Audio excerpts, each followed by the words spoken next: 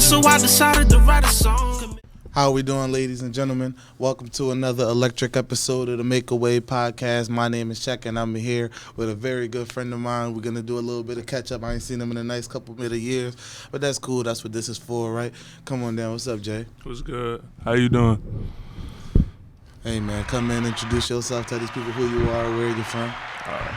I'm from Yaden. I went to Penn Wood, played at East Carolina, Garden City Community College, and Eastern Kentucky. Just got done finishing up playing football a few years ago. Listen, man, it's a pleasure, man. I'm very happy to have you here, especially on such short notice, my boy. Right. Listen, man, like I feel like you got a nice long story to tell. You know, you had a lot of transitions in your football career, been to a lot of different schools. So, you know, tell me where did football start for you? Where did you grow up? Tell me about Little Jordan and how you made it to the football field. So I started playing at St. Cyril's at 69th Street Wildcat Stadium. I couldn't make weight. I could never play for 69th Street because I was always like overweight, so I could never play like for the 120s, 150s because I was way over that. So I played for St. Cyril from 5th grade to 8th grade. I went to BVM in Darby for a year. Then I went to Our Lady of Blessed Sacrament in West Philly. Played there, and then from there I went to Bonner out of when I left BVM in Darby, and then was there for 6 months. Got in trouble, and then I went to Penn Wood. That's probably the best thing that ever happened to me, to be honest. Started playing. We didn't win many games, but we had Coach Lincoln, quarterbacks coach from Imhotep, and he just he taught me so much, and he did so much for me. He took me 7 hours, drove to Boston, took me to camps, just got me in front of D1 coaches and got me the exposure I needed to go play Division I. Yeah, man. One thing I noticed about Coach Link, even now, I think he's in Delaware at Delaware Military Academy. I think he's the quarterbacks coach at Imhotep. He went back to Imhotep now? Yeah, I think he's the quarterbacks coach up there. Yeah, man. Shout out to Coach Link, man. Facts. Always been a good dude, bro. Every time I see Coach Lincoln, he was always working hard, always trying to get his kids in front of as many people as possible. If I tell you, it's not too many coaches I've seen that are really put their name on the line. Listen, I'm betting on my kids every time. Feel me? He I feel like he just really introduced me to playing college football. When I was playing football, honestly, I had no expectation of going D1. I didn't really know nothing about scholarships and how getting school paid for is a big deal. I really just was playing because I love to play football. But Link really, he came my sophomore year when I went to Penn Wood, and he really just he repainted the weight room. He got his new uniforms. He really changed the whole program and got them to the state playoffs in 2-3 years. We had Tavon Ruley play at Temple. He was hard. We had what's the receiver, number 7, right? Kennedy Poles. Poles. Best receiver to come, probably best receiver ever in the county, ever. Probably with his numbers, just definitely the best receiver. Probably between him and Kamara, probably at Penn Wood, but definitely they toe and toe. But really, him. We had Tavon. We had some good players. That I think Answer went there too, right? Answer, we had Edmonds at Campbell. We had Answer. Who else we had? We had some guys. Kenny and Gaima, he played at Air Force. Mm-hmm. He was I remember, buddy. He was an O-line and D-lineman. We had I think we had Edward. I think he played at Lock Haven for a little bit. Our team was really loaded. It just it took, once me and Tavon left, everybody put it together for real. Oh, we had Raheem Bowens from Westchester. That's who I was thinking of. Raheem Bowens. He's nice. He just had $165 a week ago at Westchester. Everybody that was on our team really to some extent went to college and ball. Tay walked on at Temple and got put on scholarship and should have been starting, but just was an easy D1 talent, but he just didn't get that notoriety he should have got, But Yeah, but the thing is, even with that though, like he still had some flashes while he was there fighting through the depth chart. You feel me? Like it was a lot of times where I would get online because my other homie went to Temple, and I was able to go on top. Go on the gram and see like when they stats was coming up and stuff, and like he was one of them guys that like you could tell that like even if the coaches didn't want him to be one of them guys, he was always making the most of his opportunity. He was always a really good ball player in my opinion. Facts. Yeah, he was probably one of the best running backs I ever played with, just because you don't see that many 6-foot guys with wiggle and can run you over too at the same time. So I definitely like playing with him. And then like obviously we had like Raheem and all those other guys, but like that we didn't before when I first came to Penn Wood, like we had Karan, we had a few guys, but mainly like we didn't have that many people. They had left and graduated. So when Link came, he was getting guys from the city, recruiting guys. He bought like Mike there from the Tep. Like he was getting guys from different schools and bringing them to Penn Wood and just like changing the culture. Like he was painting that weight room there. That's still the same to this day at 10 at night. I was in there with him like my junior year, just painting the weight room, like just changing everything. Like. And see, it's the little things like that like build a culture at a school. You know what I mean? Yeah. Like having a coach that can buy in that much and say like the little things matter. I feel like that really goes a long way. Facts. Because the players remember that. Like just something as small as that. Like the coach was probably like, damn, like I need this weight room to not look so trash and the walls be all scratched up and I need to paint this. And you remember that weight room probably before it got done. And you feel me? When you walk in, like, that's where football players, that's where we, like, put in the most pain, bro. Yeah, in the weight room, yeah. And I think the people he brought around and just, like, he brought Coach Omar that's at Nebraska. He was like, I think he was like a D-line coach at the Tep. I learned a lot from Coach O that's at Nebraska. He taught me, like, a lot of D-line stuff. Really just how to be a college athlete and what you got to do and how hard you got to work to get to that point. But he put the people around to make that possible. Like I said, I didn't know nothing about playing D1, and I didn't even have no aspirations of, like, really playing after high school. I thought it would be cool, and I knew I was good, but I didn't know, like, where it could take you, like, how it could really change lives, and, you end up getting my master's degree from it. Like, I didn't really know, like, how important that was. That's what I'm talking about, man. Hold on, we'll be right back. I'm going to just double check something. We're back. But yeah, no, man, like, I feel like especially the people that don't really know if they're going to make it or they're going to make it to college, whatever have you, I feel like them the ones that, like, as long as you really doing it because you love it, and not really like for the glitz and the glamour and all of that stuff, them be the stories that's more valuable. I actually saw a young boy today when I was down at the Destroying One-on-Ones, and Buddy came up to me and my homie Levon, I saw him and he was like, yeah, I got my young boy right here. He want to reclassify in 8th grade so he could play football in high school and go D1. I'm like, damn, bro, who you play for right now? He's like, oh, yeah, I'm not even playing right now, but I'm going to do 8th grade over and I'm going to play next year. I'm like, you already making the first mistake, bro. Like, you need to be trying to go to college because you love it. Like, you feel me? So I was like, listen, bro, like, first thing you need to do is find a team, find a program, whatever have you. And if you can't get on the team, like, be the manager, do something, like, be around football, learn football. You can't just be 6'4" and think that that's going to get you onto a D1 roster, you feel me? And I feel like that's one thing that young boys really need to take into, like, it's not just about I'm big and I'm tall and I'm fast. Like, you really got to put in work. You got to put in pain, bro. Like, a lot of people be thinking, like, if I just do what everybody else did, that's going to get me where I need to go.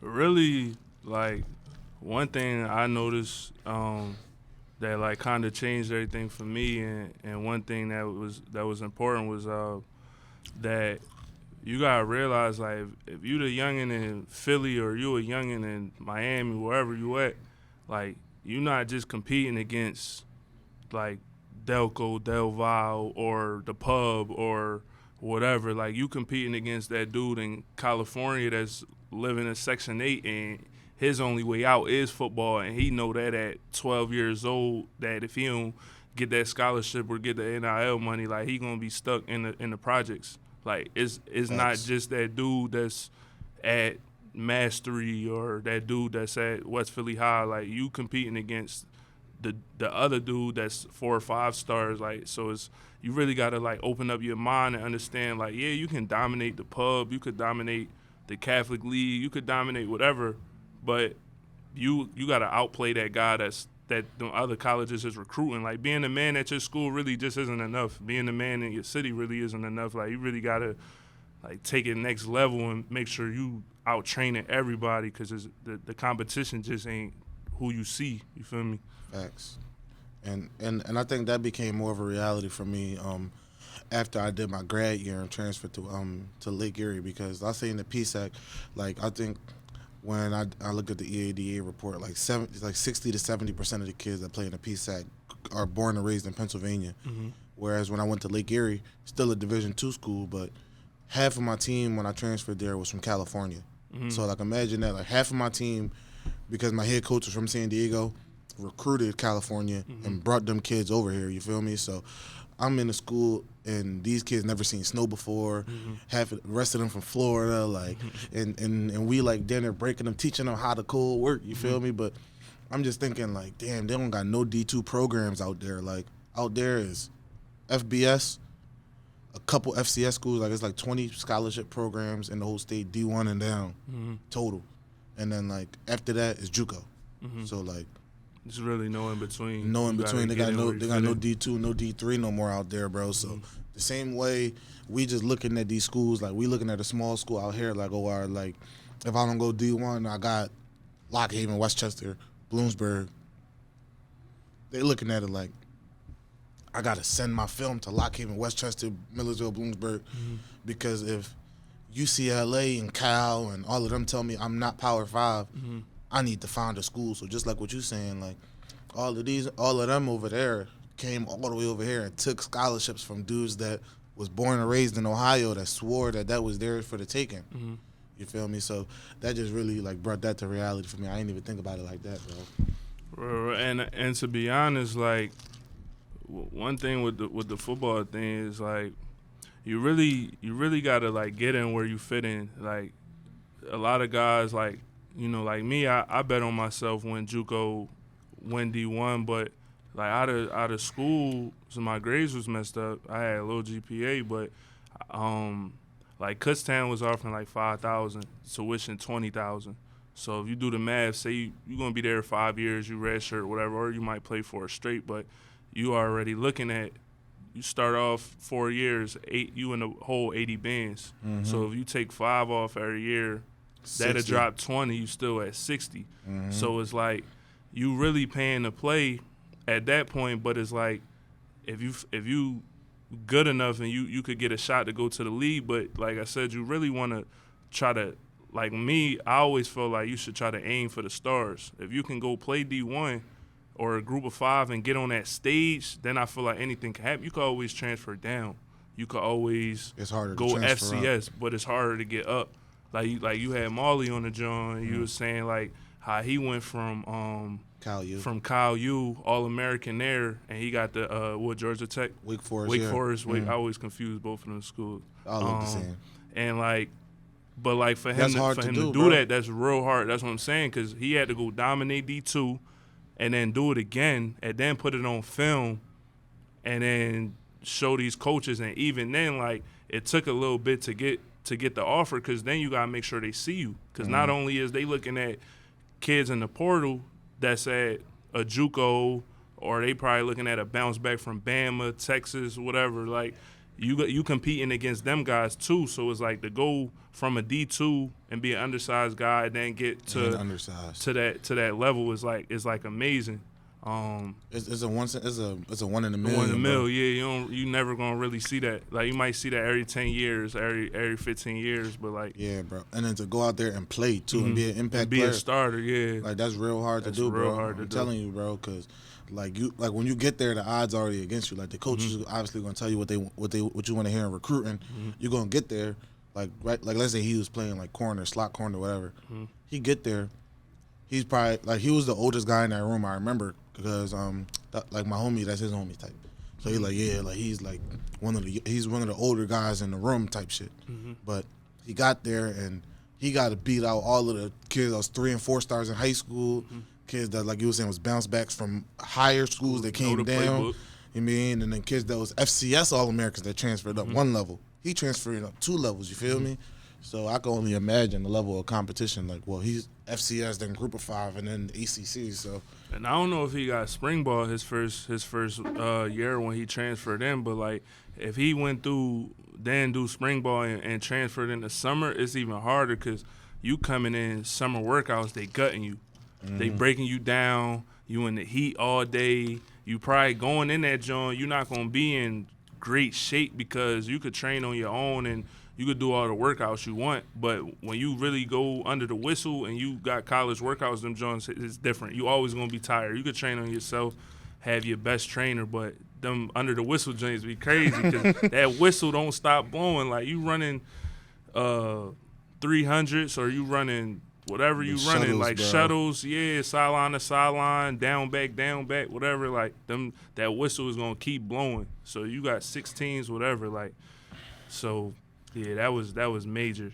damn, bro, you just gave me a flashback, bro. I was just talking to my buddy about that earlier. He hit me up. He was telling me about, like, yeah, because, you know, shout out to my boys down at Lock Haven. They just won 3 games. It's the most games they won in conference, and, you know, since I was there in 2016. That's so, amazing. So, They you know, used to be trash when I was growing up. yeah, we was losing, bro. It was like, before we got to college, it was like one of the losingest programs in like all the college football history type shit. So, like, I'm just happy to see, like, you know, the coach coming in and he's doing what he's supposed to do and recruited his tail off and brought in a lot of good ball players.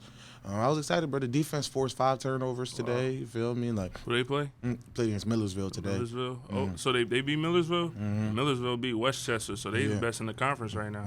Yeah, it's all a toss up, bro. The whole PSAC East is like everybody tied. Everybody neck and neck. Yeah.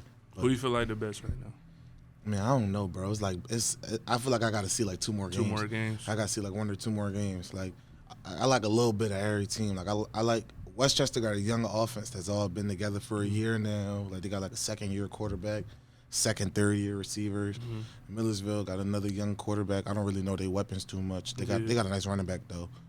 Lock Haven, like they offense, like they core been together, but they got like a nice little addition. Like I know they got this running back from Wagner that transferred down, and they got this they got a linebacker from Penn State that transferred down, so right from 30 minutes away. Dang, He probably kept the same apartment at Penn For State. real. Yeah, so they got a middle linebacker from Penn State, Cody Romano. He a good ball player. So I'm excited to see them play, bro. I'm gonna my little brother play at Shippensburg, so I'm gonna go down to that game in a Who couple they weeks. play? They play Lock Haven. Yeah, they play against them in a couple weeks, so I'm excited. I already told the head coach at Ship, I'm like, yeah, when I go to that game, I'm gonna be wearing my Lock Haven gear. So. Yeah. Who the coach at Ship? It's still the same dude. Coach Mack. Coach Mack, yeah. He was there when I was coming up. That's really where I was gonna go. I was gonna go to Ship. I used to talk to the AD. Me and him used to talk about it, and he was just like, "Man, you need to take the offer while it's there." Like, and I just was in my head was just like, "Man, I just feel like I'm gonna go there, be close to home. I'm gonna be drawn like not even like not fully mature yet. Like I'm gonna just be back and forth." And I was like, I gotta get out of here. That's why it made me go to Kansas, because I just had to. I just feel like being out here at the high school. I feel like you didn't want in access our to home. environment, yeah, I feel like you kind of got to get away so you could really like lock in on what you want to do. Because you go somewhere you don't know nobody, you don't really know nothing. Like, I mean, obviously you still get in trouble anywhere, but you be less inclined to because you more gonna be focused on. I'm trying to get out of here. You're gonna be focused on your books, and you're gonna be focused on trying to get offers. So yeah, no. Like I remember out of high school, I was always thinking like, damn, like, do I want to go JUCO? Like my thing was like I kind of had really good grades out of high school, so it was like for example, you were saying like Kutztown gave you that 5,000 whatever. So when I was coming out, Lock Haven gave me my partial football money. I think it was only like 1,500 too. So out of that 20K, but I had the Board of Governors academic scholarship. So that's full, that paid the whole like the tuition part of it. So then after that, it's like all right, Pell Grant, PA State Grant. Like I was paying like damn near none. You feel me? But like if it wasn't for most of my school being paid for, I probably would have just rolled the dice and went JUCO, bro. Because I was really in the business of not trying to take out a bunch of loans, bro. Yeah, and that was the biggest thing for me. It's like when I went Juco, I had really no idea about it was a tryout, but I didn't know it was a tryout. I went there, coach was like, I talked to him on the phone. He said they had sent me an email, and it was like, yeah, Garden City, Kansas, Woody Woo, whatever, like, and I had looked it up, and I'm like, man, they got dudes there from Baylor, Bama, Hawaii. I was like, man, that look cool. Like, so I'm like, all right. I called a number on there, and me and head coach talk. He like, yeah, we gonna pay for books and tuition, woo, whatever. So I get there, and I'm like, damn, bro, it's like 300-400 people here. Like, we all staying in the dorms. One of the safeties there was played against Tyrann Matthew in the national championship, like in 2011, 2012, whenever they played. Like, that was my roommate. I'm like, damn, bro, like, D-tackle was playing at Baylor, and I'm like, I was playing D-line at the time. It was 40 D linemen in that meeting room. Damn. And it was only gonna be like 2015 on the roster. Yeah, like so at that time they had a 20-man out of state rule. So what they did was they kept 20 out of staters that could be on the active roster, and then they probably redshirted another 20 to 40 people, and everybody else was just cut in the dorms, chilling around, not really on the team, on scout team. I don't even know if they stuff was getting paid for. It might have been because it was only books and tuition. So it's like you had to take out a loan for your room and board.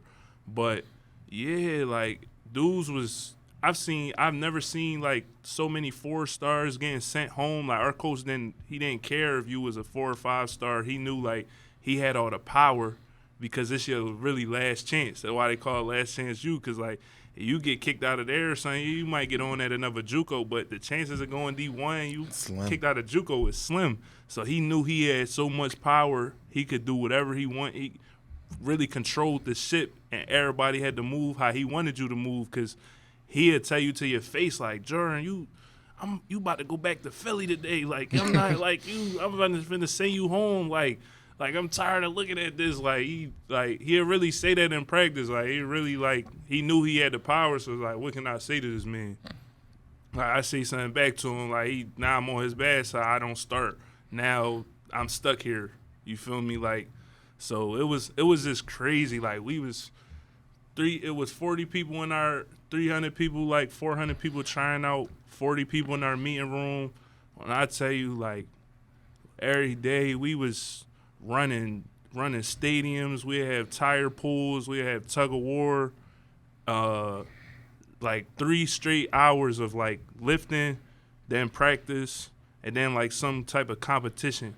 And they would just drain you and gut you every time just to see who's gonna quit. We would do 200, bro. We did like 500, 200 up downs one night, like 10 at night after a meeting. We in the grass just doing up downs. Like they really was trying to get people to quit because they was trying to send people home to cut the numbers down. So like we was out there, John, bro, like tweaking. Like it was crazy. And then like you'll see a guy, y'all running hundreds, and you'll see a guy lay on the ground and quit, and he couldn't go no more in your head. You like, all right, that's -1 right there. You be like, that's -1. Then you will run like another 200-300s. You see 2 more guys fall out. Like, all right, I got 2 there. All right, so we got 30. We down to 24 now. He ain't gonna have good grades, so I know I'm gonna play over him. Like, you really just in your head, like, you gotta start cutting them down. You like, all right, I got 10. And you like, these 10 people could really hoop was going to ball, how I got to separate myself from them. So then, like, our lifting groups would be gold, and it'd be like, I think it would be like gold, regular, and like brown. The starters and everybody that was like really good was in the gold group. So to get in the gold group, you just got to blaze through conditioning. You got to just be the top and everything, be on time, don't get on no list or nothing. So the brown group, they pretty much getting cut. Like you don't want to be in the brown group, and then regular, like you on the fringe. You not negative, you not positive. But that's how we practice. When the scouts came, you had an orange jersey on. You identify as one of the people that either you had a bad practice, quarterback, you threw some picks, or maybe you was late to something, you missed the meeting. So when the scouts come, like, he love putting people in orange. He like, yeah, the scouts be like, why are they in orange? Be like, yeah, he did this or that. The black people get Gatorade.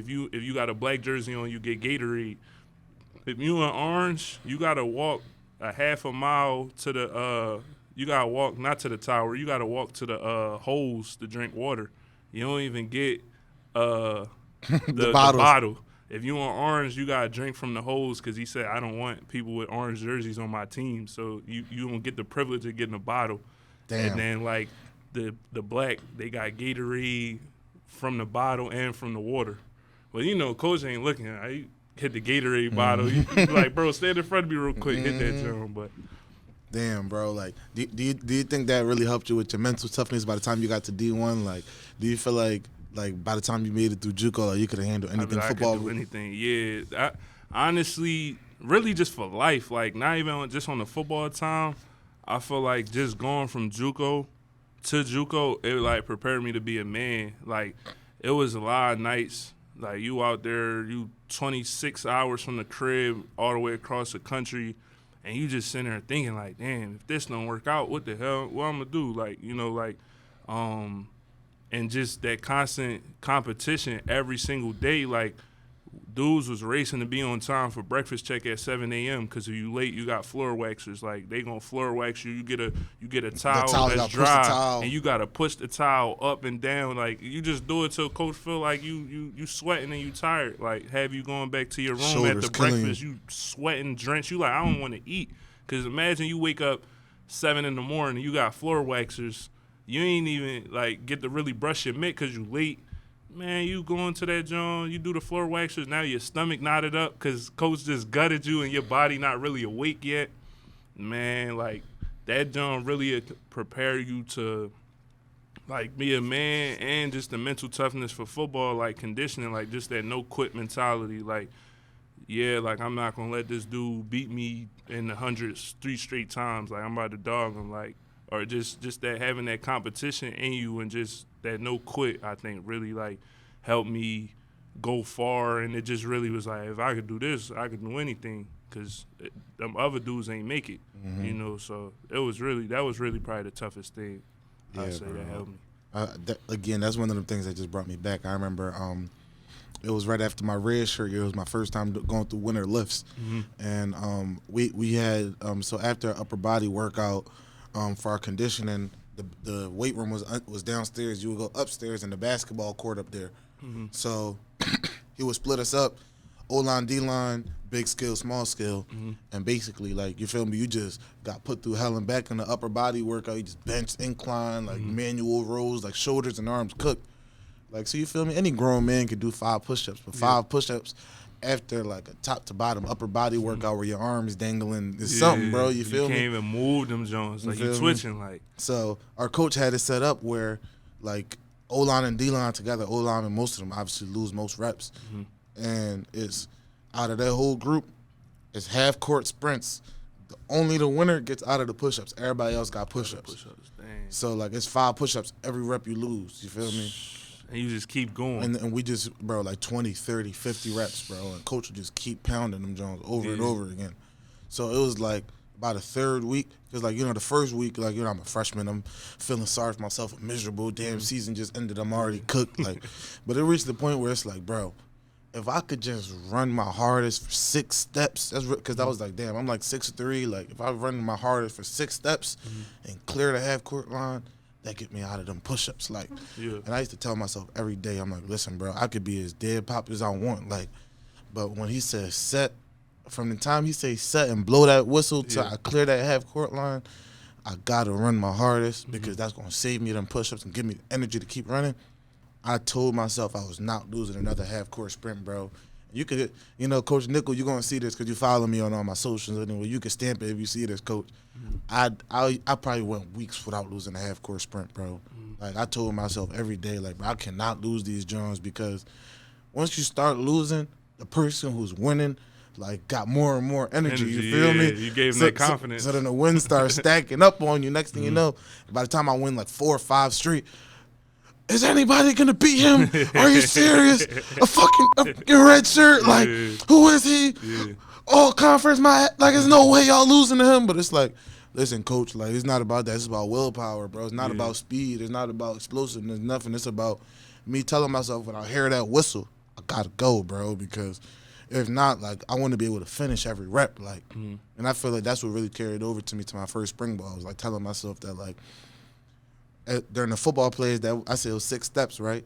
Same 6 seconds, bro. Like, from then, like, I was no longer, like, I was winning my reps. I was, like, getting off, and I was telling myself, like, there's no way, like, I'm getting willfully moved by another grown man from point A to point B ever again, like, because that was what it was. It was always that 6 steps every play. Like, I got to get off, got to get a good strike, got to get a good finish, got to finish my move every single play.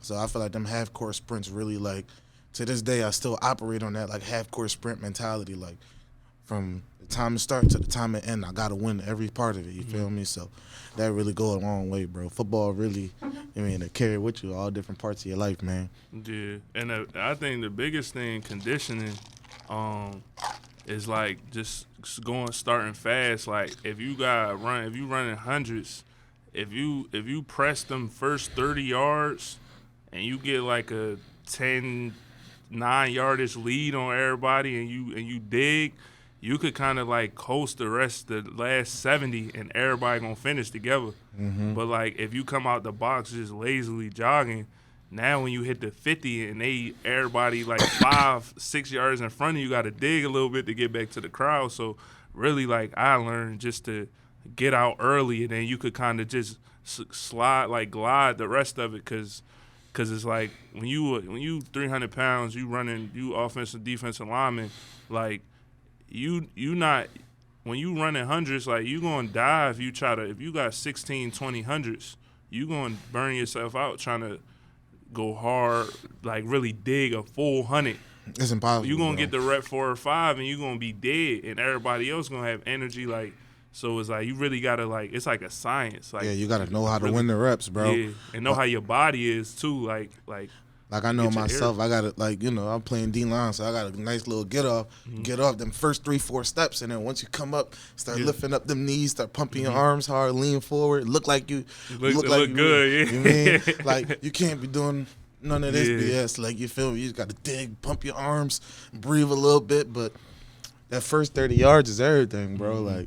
Like, I don't know, bro. Like, now the shuttle's a different story. Now, that's all science, but the straightaway sprints, bro, you just got to know, like, I got to win them first 10, 20, 30 yards, bro. Tell me how it was, you know, in the games in Juco. Like, do you feel like, how do you compare, like, the conditioning and the lifting and the training and the preseason and all that to the actual game day experience? Like, do you feel like the games went by real fast, and, like, the everything else around it was the majority of Juco ball?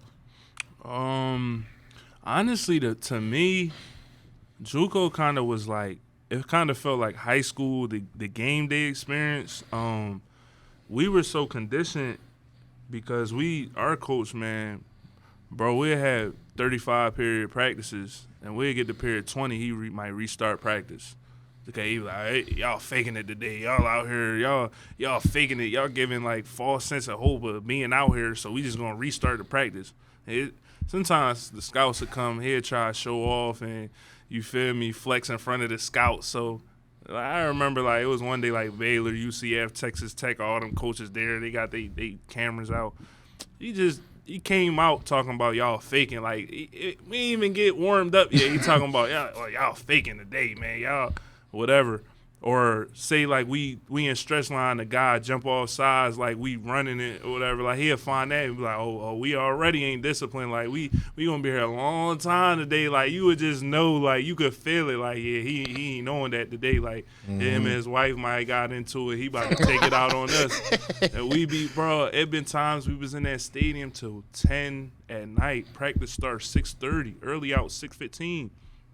So it's like, I feel like it kind of felt like the game day felt like high school, because, you know, it ain't really no fans. You in a small stadium, but then you playing big time Division I athletes, guys that's played on Saturdays, guys that really can play on Sundays. Probably if you got 22 starters out there, you probably got about 5 to 10 guys that could play on Sundays out there. So I would say kind of like another version of high school, but just with way better players, like the best of their best. Everybody, when you in Juco, everybody you playing against was the men at their high school. Everybody was 20, 30 TFL guy they senior year of high school. If you was a D lineman, linebackers all had 100 tackles.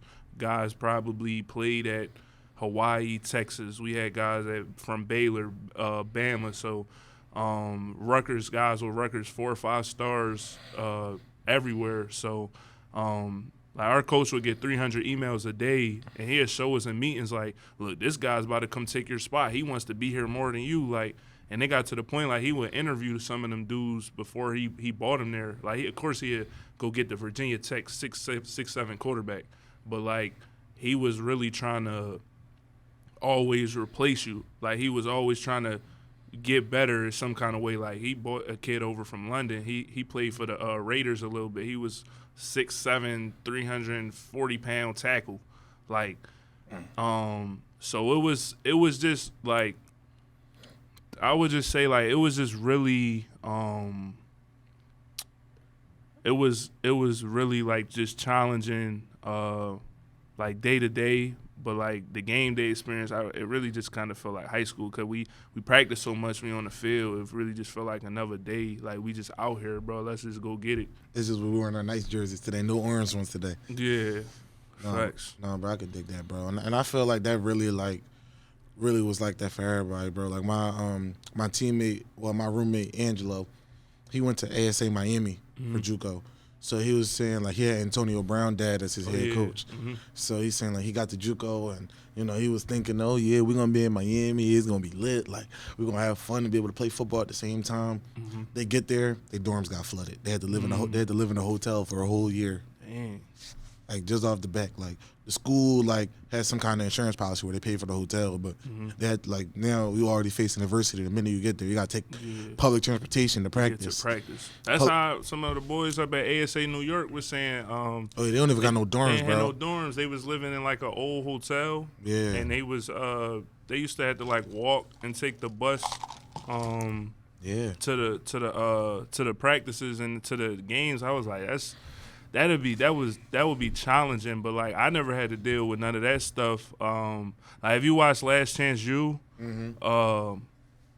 like how they had when they had the one that was in Kansas, that was more so relatable to like our lifestyle in Garden because our dorms was right across the street from the stadium. Like it was like a campus per se, like 5 or 6 buildings with school. We had a D-Pack where all the athletic stuff was, and then we had our stadium, so everything was there. But I couldn't imagine you downtown New York taking public transportation. With your pads probably in your hand. Yeah, bro. No locker room. No locker room. I couldn't even imagine how like just had a mental capacity to grow above that and to, you know, be locked in every day. You got to be 20, 30 minutes early because if you miss a bus, now you walking, you're going to be late. So I couldn't even imagine. Catching a bus for a 6 a.m. lift, taking cabs, like.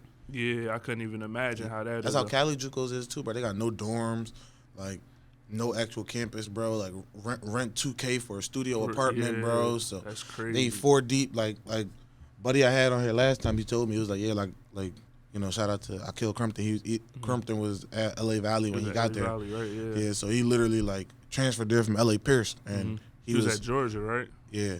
So he was staying with Crump because he ain't had nowhere to stay when he got to LA Valley. Like he was like, bro, I need somewhere to stay, bro. And that's how, like when you at them JUCOs, especially out there, bro, you gotta get in where you fit in. Like you gotta be like, bro, listen, like I could probably put like $400 or $500 towards your rent. Like now them five deep in the 1 bedroom, like they gotta make it shake, bro. Like I can only imagine like how like the JUCO experience was for so many different people, and a lot of people still make it to the league out of them type schools, bro. So I always give them dudes their respect, man.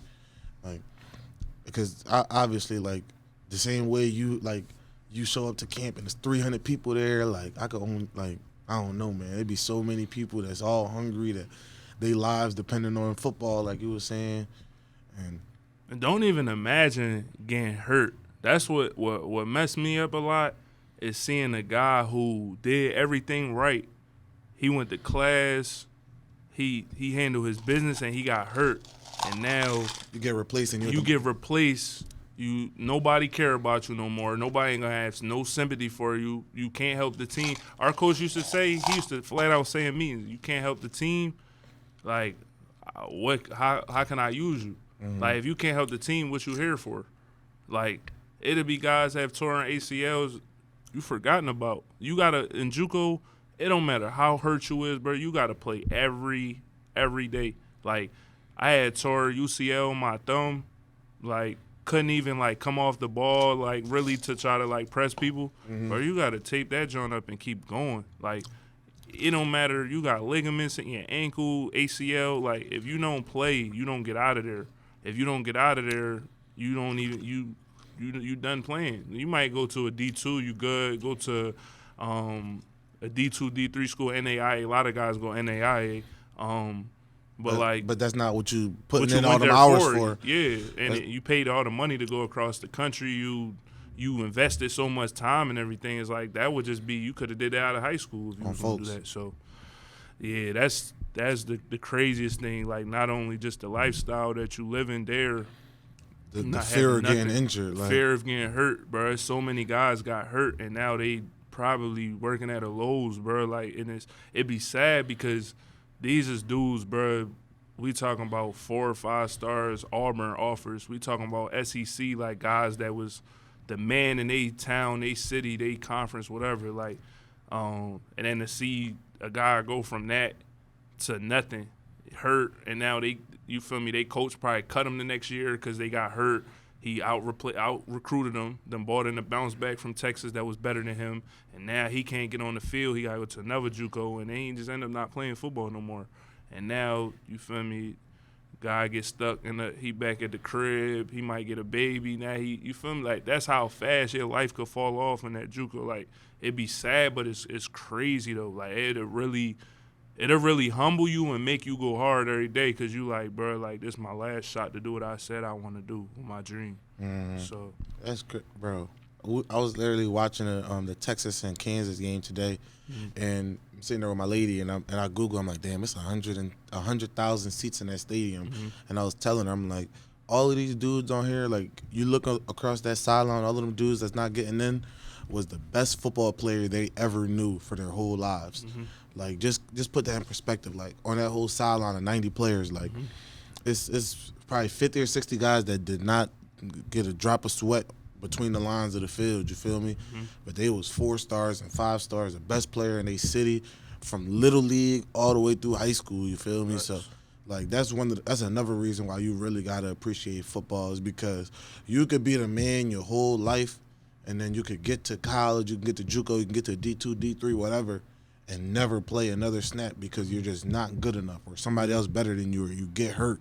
Like, you really don't understand the level of humility that's gonna come with football. Like everything could just be taken away from you. You could just have a coach that you're not his type of guy. You feel me?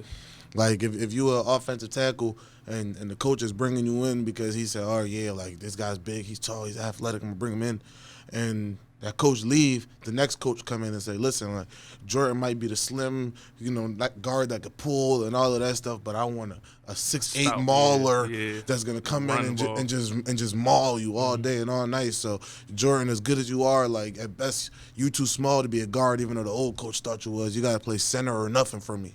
You didn't come here to play center, and now you just assed out. So I feel like it's a lot of unspoken things that go into people playing time too, that, like, you just got to be grateful for every minute you get on the field, bro. Like, there's so many people that I know that was so tough, bro, so tough, that never played, bro, because of so many different variables. But you can't blame nobody, you feel me? You just got to take everything that come with it. But it's just crazy to see, like you were saying, like, next thing you know, you go home for winter break. Now you got a girl pregnant. Your mom about to get evicted. They got to get a job, and then on the drop of it down, they got to quit football and life kick in. And that's really be the craziest part, bro. Because, like I said, like, it's so many people in Delco, Philly, like the county, whatever. Like, it's a lot of, like, high athletes, bro. But, like, I feel like, one, it don't be. I know, like, for Penn Wood in general, before Coach Link came, like, guys wasn't getting put on like that stage. Like it wasn't no scouts, no Boston College, Temple coming to Penn Wood to recruit nobody. Like it wasn't none of them schools coming out here. So it's like I feel like in order to really like get to the point where you getting recruited, like the work you gotta put in to do that, and then to go start at a college, bro, like you really had to separate yourself from all angles, bro. Like whether it's on the field, off the field, you gotta hang with the right crowd. That'd be a lot of things, like people hanging around the wrong people trying to be thorough. You might got somebody that's a good football player, but they hang around with dudes that's in the street or whatever, and they get caught up, and now they can't play or they not this or not that. So I always try to tell people, hang around with somebody that's better than you or somebody who game you respect that you could look up to. Like I had when I came to ECU, I was looking up to like Deontay, and like I'm older than him, but I was looking up to him from the fact he was a leader and he was the best O-lineman that we had in that locker room, him and Garrett. So I knew like he was mauling dudes and slamming people and stuff, and that's how I want my game to be. So I'm like, I'm finna hang around him because if that's what I'm trying to be, and that's what I say I want to do, then I need to see how he train. I need to see how he run, how he everything, how Watch he is film. in meetings, how he watch film. So I like you just gotta be around the right people and follow the right people that you respect they game and people that's actually like good. Now you got some people that's good that don't gotta train. They get up on Sunday, put their uniform on and they go. And I know a lot of guys like that. I know guys that could, you feel me, they could get fried, whatever, like right before the game, and they go out there and get 200 yards. You feel me? But everybody not like that. And you gotta, like you said, Most people not like that. Most people not like that. And you, like I said, you gotta get in where you fit in and know your lane.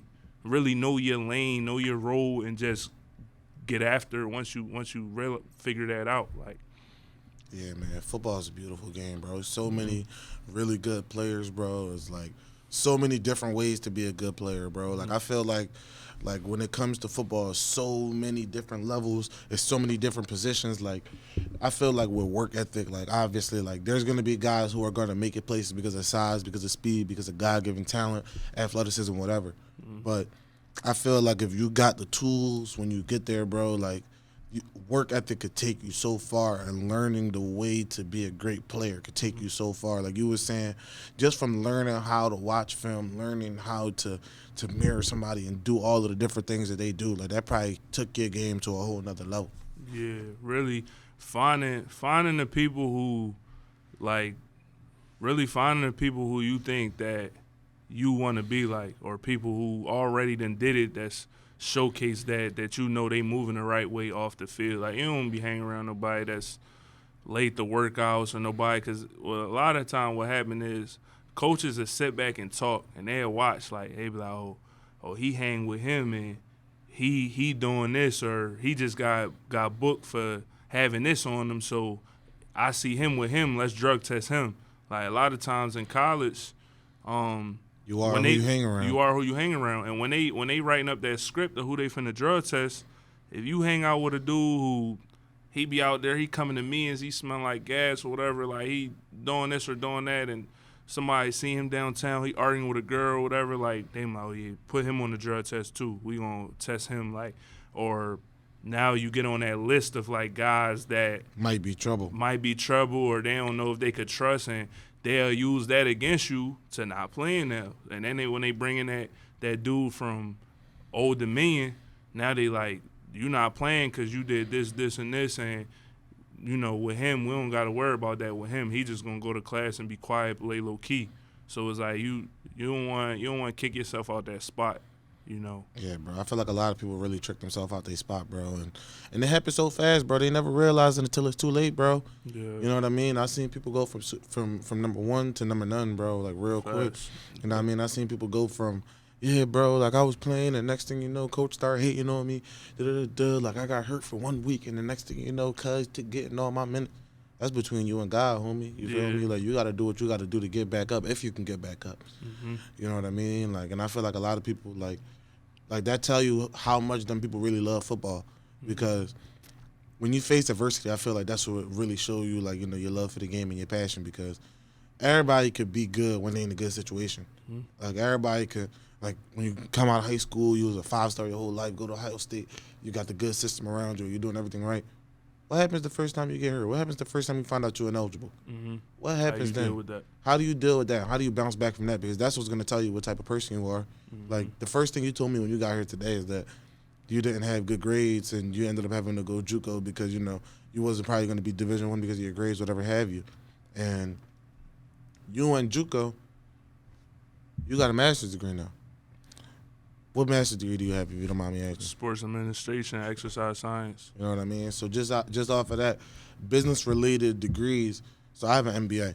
Right now, You gotta hit that job. Yeah, bro, yeah. So 7% of black men in all of America have an MBA.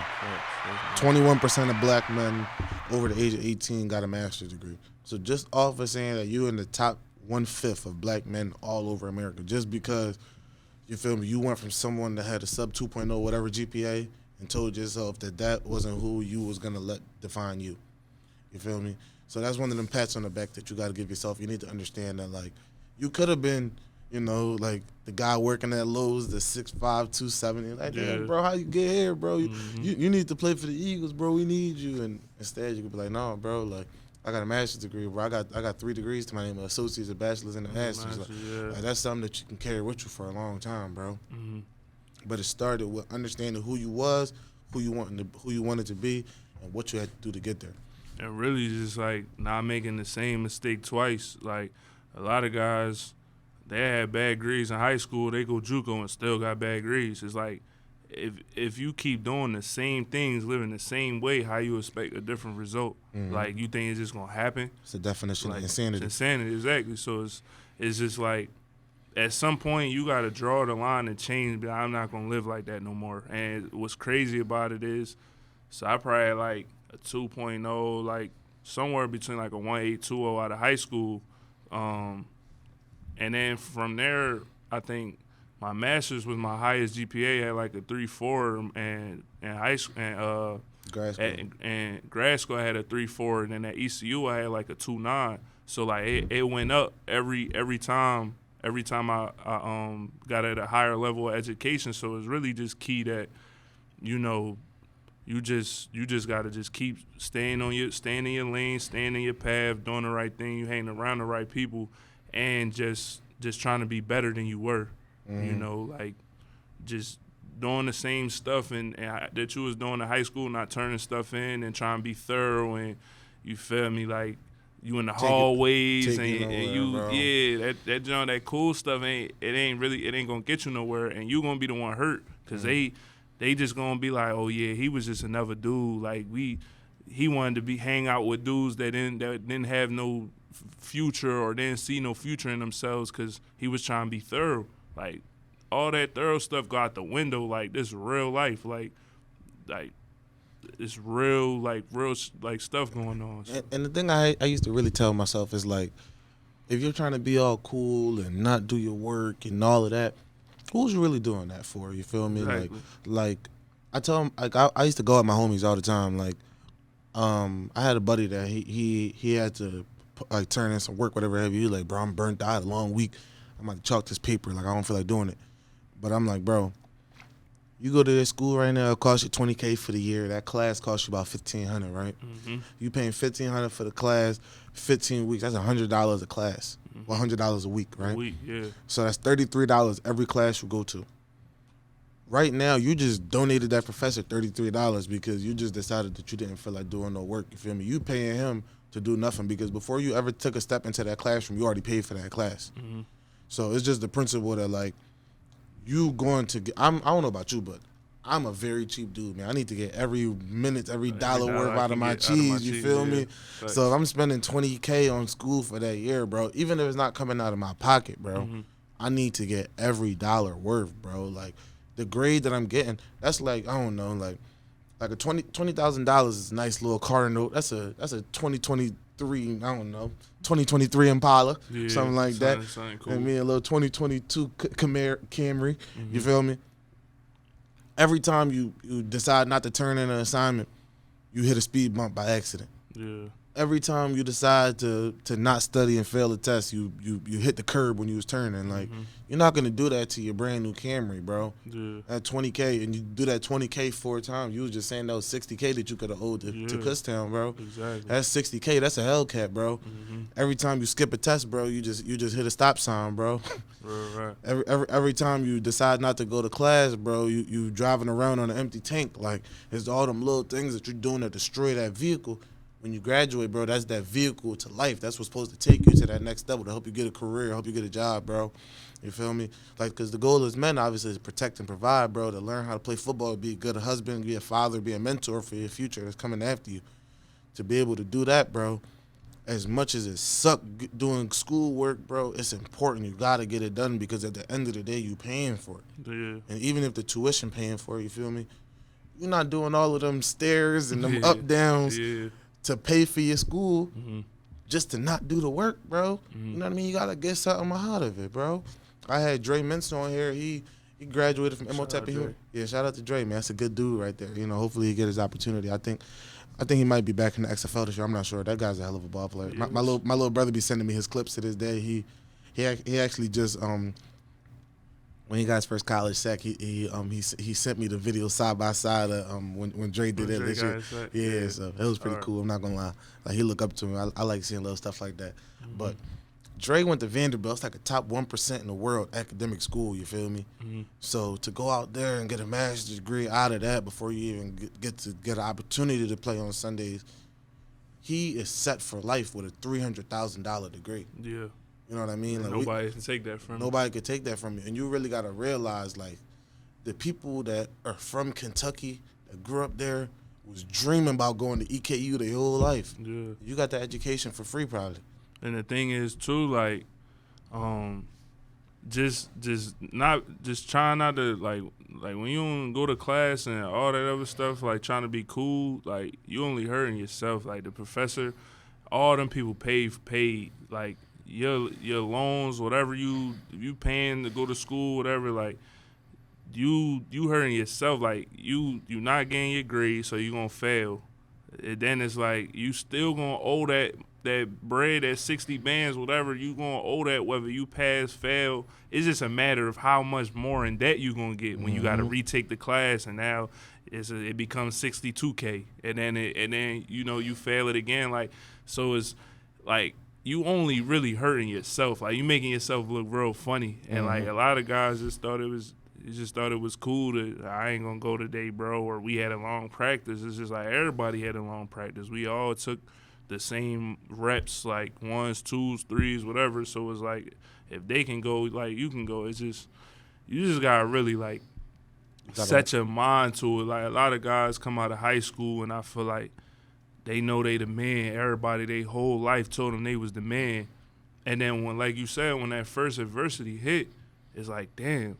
It's like you in the game and you going against a crazy old lineman or defensive lineman. He come first time, smack you in your mouth. Like, how you gonna react to that? Like, he fire off the ball, maybe you lose the play. Like, is you gonna put your hand back down and go back at him, or are you gonna fold?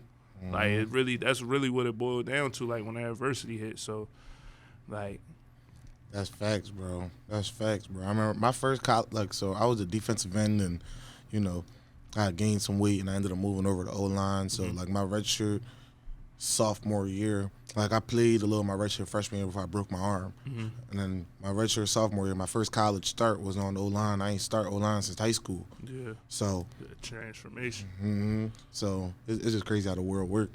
And my first college rep on starting in the game in the first quarter was against a defensive end at IUP that was a bounce back from Gonzaga, like, big dude, husky dude, you feel me?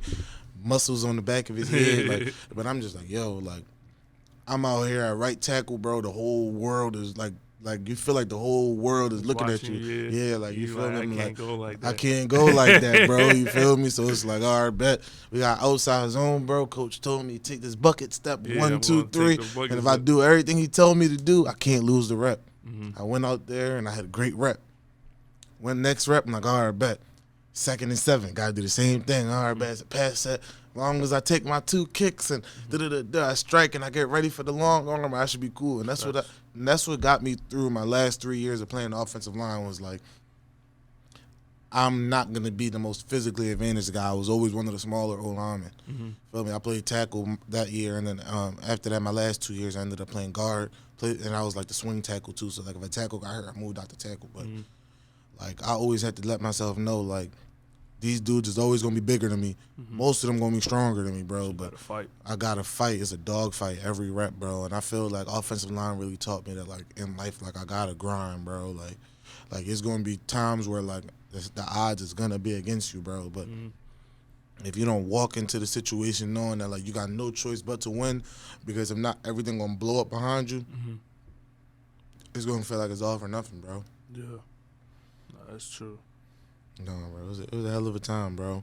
You know what I mean? But with that, we're gonna leave them on that note, man. I really appreciate you for coming on today, man. Thanks for having me, Yes, bro. sir, man. It's always a pleasure, man. Listen, people, make sure that you're liking, commenting, and subscribing. Especially in the next couple weeks, we got a lot of hot content coming at y'all. Very excited for the next few guests I got coming up here. I got a couple high school studs coming up here too, man. A couple ball players that, had a lot of really big games in the past couple weeks that I'm very excited to get down here. So, like I said, make sure you guys is liking, commenting, subscribe. Make sure you follow my boy on all of his social media. We're gonna post it in the replies as well. Like I said, bro, thanks for coming down, my man. Sure. Yes, sir.